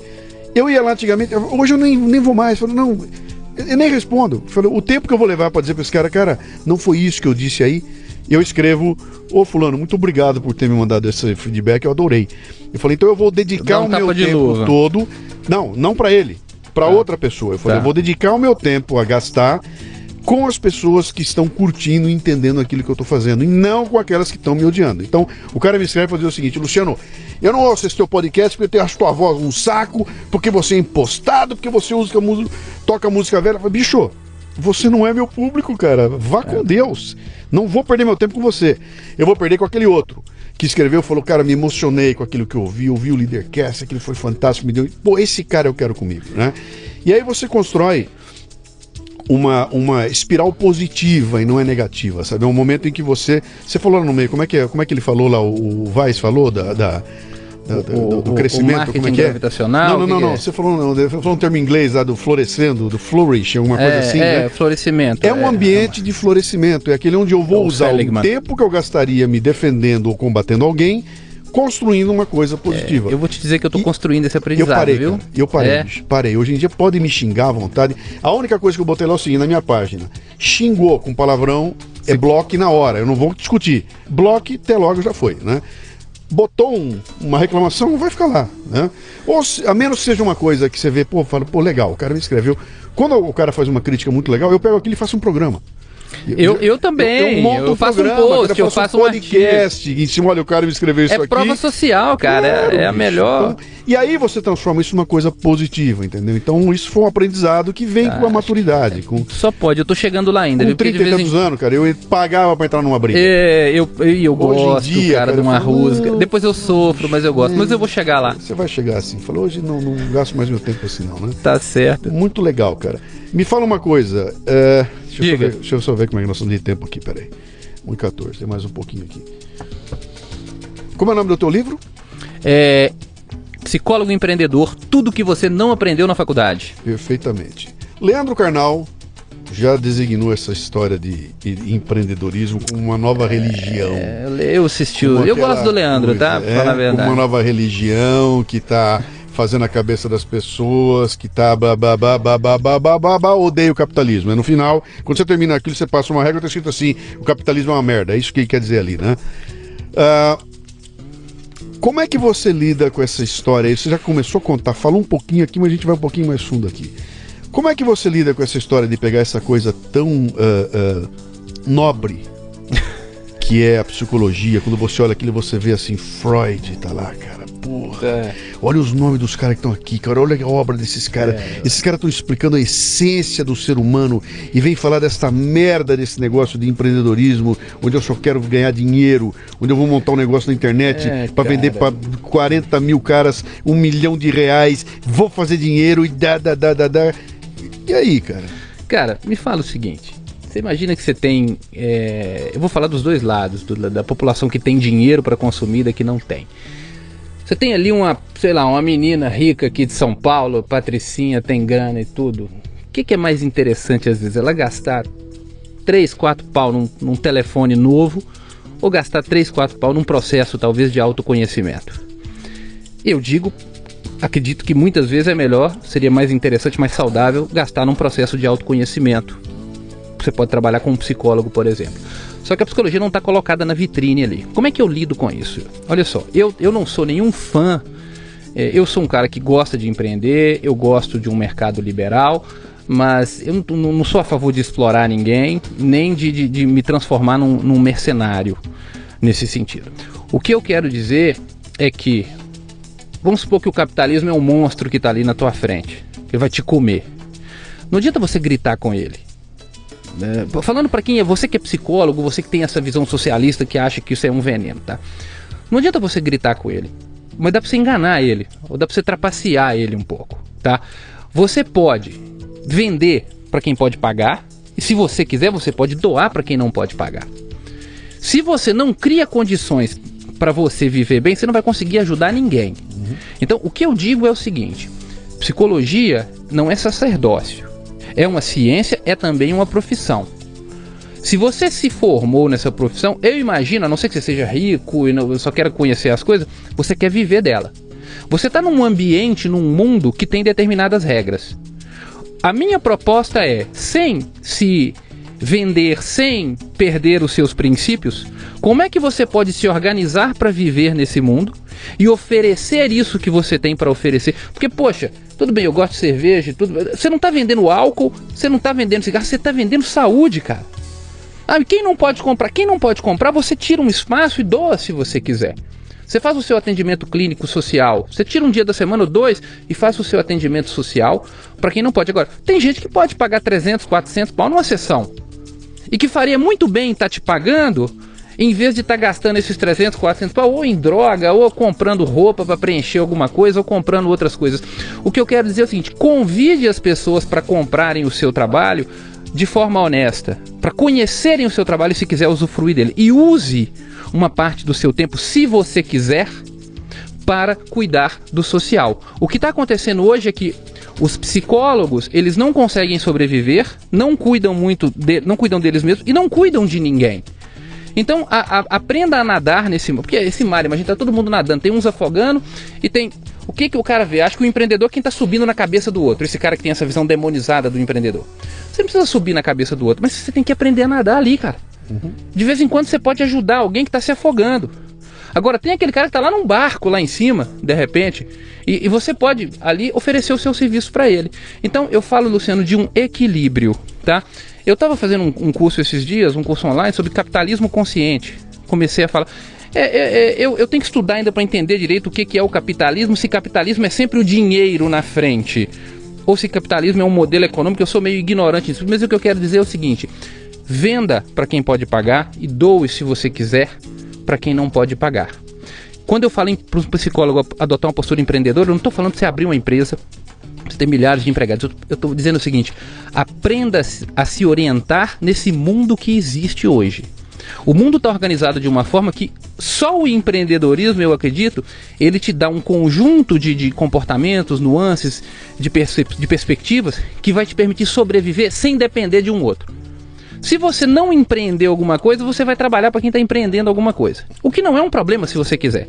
Agora, eu falo para aqueles que querem ser donos do próprio negócio de maneira ética. O meu slogan, se você entrar no meu site antigo, estava escrito assim: meu nome é Bruno Soalheiro e eu ajudo psicólogos a desenvolverem seus negócios de maneira ética, inteligente e lucrativa. Ganhar o seu dinheiro não é crime, não é feio. Ter o seu lucro não é crime, não é feio. Venda o seu serviço com honestidade. Muitas pessoas precisam, Luciano, do serviço de um psicólogo e não fazem ideia do que um psicólogo pode fazer por elas. Nesse sentido, eu digo só até para pimentar aqui, porque é uma coisa que eu falo sempre: a psicologia no Brasil, de certa forma, ela é omissa no sentido de educar a população para conhecer mais sobre ela. O conhecimento obriga, Luciano. Se eu tenho conhecimento capaz de aliviar a dor de alguém, capaz de promover o crescimento de alguém, eu preciso deixar a pessoa saber. Se a pessoa sabe, vai comprar ou não, é outra coisa. Mas eu preciso deixar a pessoa saber. Se tem gente que não consegue pagar, eu posso vender para quem pode pagar e posso tirar um tempo para ajudar quem não pode pagar. É isso que eu estou propondo, uma operacionalização sensata. Eu vou fazer birra pro capitalismo, poxa? Ele tá aí, eu tô dentro dele, querendo, eu vou dar um birra, feio, bobo. Não quero, não vou vender. É um sacrilégio. Beleza, vou trabalhar no shopping vendendo calça jeans de R$250. Cuidado que você está dizendo que é indigno vender calça jeans. Não, tá. Eu não estou dizendo que é indigno. Presta atenção. Eu estou dizendo para que uma pessoa que tem horror ao capitalismo... Eu estou te provocando. Poxa, Luciano. Só para vocês situarem aqui. Olha o Luciano querendo me jogar no fogo. Não, só para vocês situarem aqui. A semana passada teve um lance naquelas escolas no Rio Grande do Sul, que os caras fizeram um dia e havia uma pergunta para eu vendi muita calça jeans, lá, né? Tá? Mas fala. A pergunta para a molecada lá que é o seguinte: se nada der certo na sua vida, você vai ser o quê? E as crianças foram... A molecada de 14 anos de idade foi convidada a ir vestida daquilo que ela seria se nada desse certo. E algumas foram com roupa de atendimento do McDonald's, outra foi com roupa de lixeiro. É receita pra bomba isso aí, Bom, né? Deu um escândalo sem tamanho aí, porque todo mundo enxergou aquilo como o fato de eu estar vestido com a roupa do atendimento do McDonald's significa que essa profissão é indigna. O fato de eu ter ido de lixeiro significa que isso é indigno. E aí os justiceiros sociais caíram em cima, virou um horror aquilo lá, né? Eu olhei isso aí tudo e falei, meu... Eu acho que significa que não é desejável, talvez. A pergunta lá era o seguinte: se a tua vida não der certo, você vai ser o que até o final dos seus dias? Essa era a pergunta subentendida. Eu olho aqui e falo, bom, se nada der certo, o que pode ser pior para mim até o final dos meus dias do que ficar trabalhando num tipo de função que tem toda a dignidade do mundo, mas que não vai permitir com que eu evolua. Ou seja, eu serei lixeiro pro resto da minha vida. Eu serei atendente do McDonald's pro resto da minha vida. Eu serei isso. Para um garoto de 14 anos de idade, isso pode ser uma falta de perspectiva, cara. Não é que seja ruim ser, até porque todo mundo começa assim, cara. Eu comecei sendo revisor de um jornalzinho em Bauru, no meio das máquinas lá, na pior das condições, cara, mas esse é o começo, é assim que a gente floresce. Agora, quando você fala pro cara o seguinte, você será isso pro resto da vida, significa que você está cortando dele as opções de, cara, eu comecei como lixeiro, do lixeiro eu serei o supervisor do lixeiro, depois eu serei motorista do caminhão, e um dia eu vou ser dono de uma empresa, etc e tal. Isso é a perspectiva de vida. Quando eu falei, se der tudo errado, eu vou continuar como lixeiro pro resto da minha vida. É indigno ser lixeiro? Absolutamente não. E tem gente que quer ser o lixeiro, ou quer só chegar até no meio, não tem problema nenhum se você quer. E seja o melhor do mundo, cara. Tem que ser o melhor lixeiro do mundo, tem que ser o melhor atendente do McDonald's do mundo, tem que ser aquele cara que fala, cara, eu vou comer naquela loja do McDonald's, sabe por quê? Porque o Zé é o atendente e o Zé é fantástico, cara. Isso. Eu chego pra comprar um sanduíche. Nós não fomos almoçar ali, o pessoal não atendeu a gente muito bem ali, o cara já te conhecia, cara. O cara do sushi. E me faz ir lá e eu vou lá e tá enchendo o rabo de ganhar dinheiro ali, porque ele tem um atendimento que é uma coisa de primeira linha e quem é o cara é o chefe dos garçons que tá lá. Agora, né? Então que fique claro, sim, não é indigno vender calça jeans. Você entendeu a provocação que eu fiz aqui? Quem eu tô falando, mete o pau no capitalismo, mas acabar assim... E deixa eu falar um pouquinho mais aqui, pra quem tá ouvindo a gente aqui. Essa provocação que eu fiz pro Bruno aqui agora, isso aqui tá evidente na cara da gente todos os dias. Há uma polícia de consciência no mercado aqui que transforma essas coisas que são... meias verdades em grandes mentiras, né?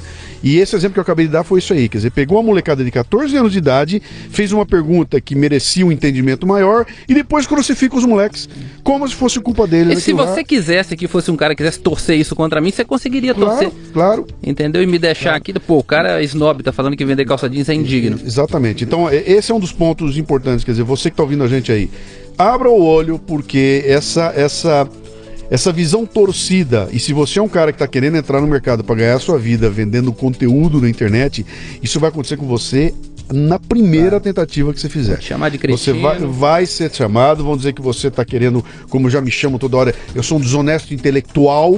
Isso é desonestidade intelectual sua, porque como se a pessoa entendesse o que eu quis dizer exatamente naquele post lá, né? E eu digo para a pessoa o seguinte, você quer me criticar, cara? Escute 100 programas meus. Leia 100 artigos meus. Vem na minha palestra. Leia 3 livros meus. Venha na palestra e aí eu posso chegar pra você e falar, legal, acho que você teve uma ideia de quem sou eu. Dá pra gente começar a conversar agora. Agora, você viu meu post, ouviu falar um fragmento do negócio. Vem pegar isso aí pra mim e encher o saco, cara. Eu vou fazer como meu avô falava lá em Bauru. Fique aí que eu vou pra puta que pariu. É tá assim, certo. Né? Bom, vamos lá. Quem quiser conhecer o trabalho do Bruno, como é que faz? Quem quiser conhecer é só procurar academiadopsicólogo.com.br, pode ir no meu Facebook também, Empreendedorismo para Psicólogos.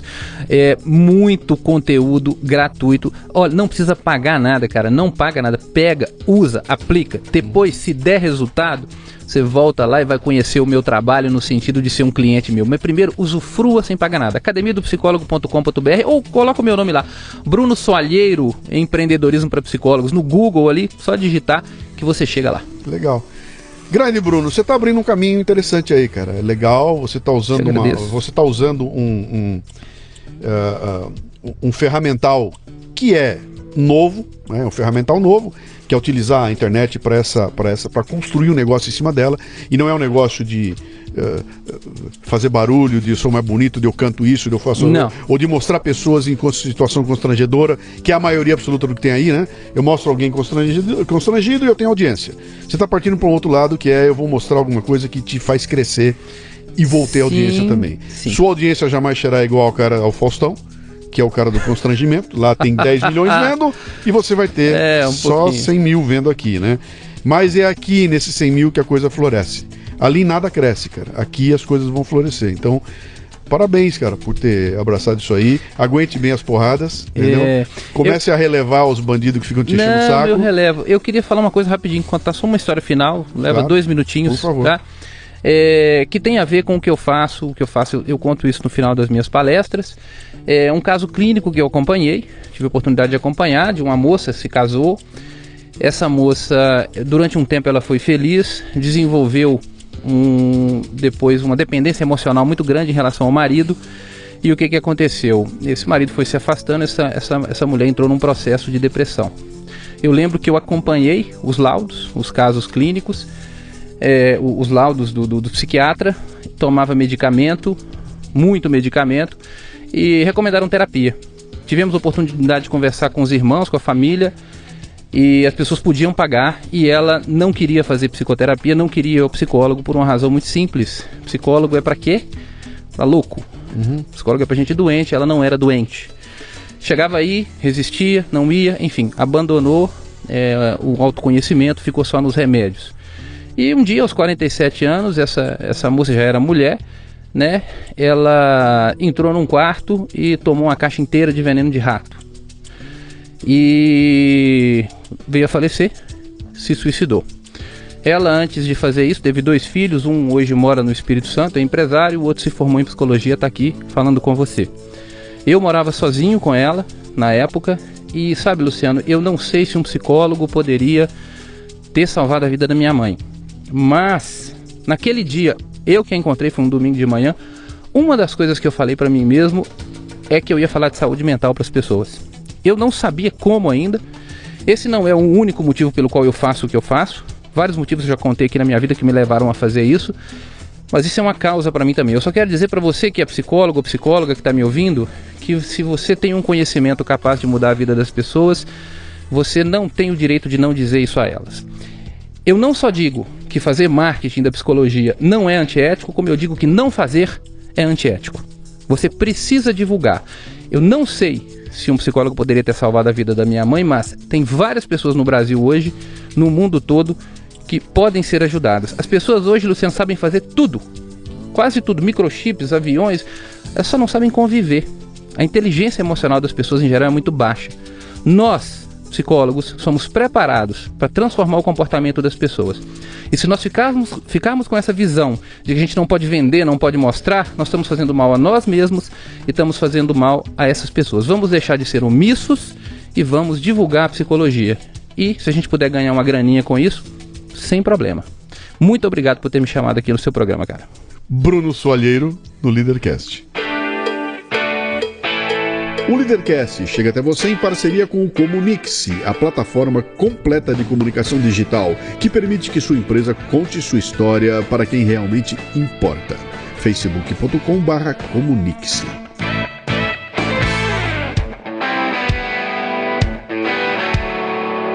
Você ouviu o Leadercast com Luciano Pires. Mais uma isca intelectual do Café Brasil. Acompanhe os programas pelo portal cafebrasil.com.br.